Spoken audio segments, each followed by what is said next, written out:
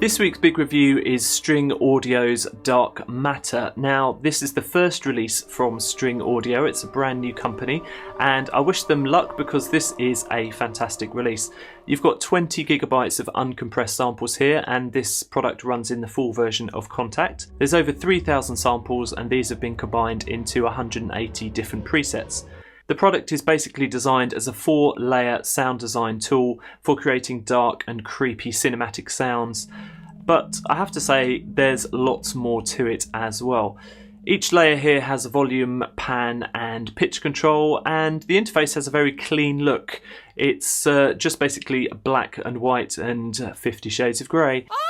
And it's pretty minimal too, but there are useful controls on here such as ADSR, amp and pan LFOs, and filters as well, high pass and low pass filters. You've got 5 FX controls: screamer, lo-fi, phaser, tape saturation, delay and chorus, and there are also convolution reverbs. I'll come on to those a bit later.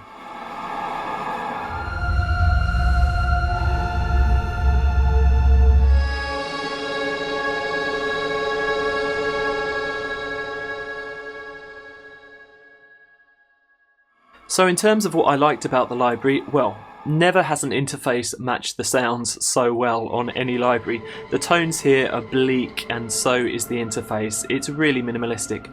Let's talk about those tones and sounds, and I have to say just a big wow. I can see so much use for these in minimalistic and suspense scoring. Everything that I dialed up, I could sort of think, I can hear that becoming a cue without too much trouble. I think also the sounds would be really great for sound design work. If you're into kind of creating spooky video game effects, this is going to be right up your street. The randomization works well, throwing up combinations which are actually useful, which is unlike a lot of sample libraries out there. Although, to be honest, I had pretty much no idea which individual elements were being loaded in, as there's no way to choose the elements for each layer separately. So you either have to take what you're given with the presets or keep hitting the random button until you find a combination that works for you. For this reason, I think it would be really useful to have some way of keeping some parameters the same whilst randomizing others. That's the only thing I'd say about that function. There are a few improvements I'd make if I were redesigning a version 2 of this library. Some controls are not immediately obvious what they were, especially the 6 convolution reverbs right at the bottom of the interface. Also, individual patches are slightly more time consuming to load up than snapshots, so I would have preferred snapshots, I think. I'd have to say as well that the FX menu could be better implemented, as toggling between the different effects is more effort than it should be. Really, they should all be on one page, even if that is a separate page of the interface.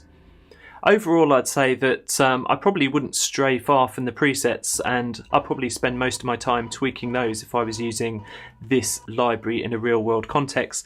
But you've got some amazing sounds here. Also, some of them, like the Dark Child preset in the white folder, are surprisingly tonal and can be used as playable instruments too. This is a really promising start from a new company who clearly has a clear concept for their products, and they're able to follow it through with a versatile and extraordinarily great sounding library. I'd thoroughly recommend it.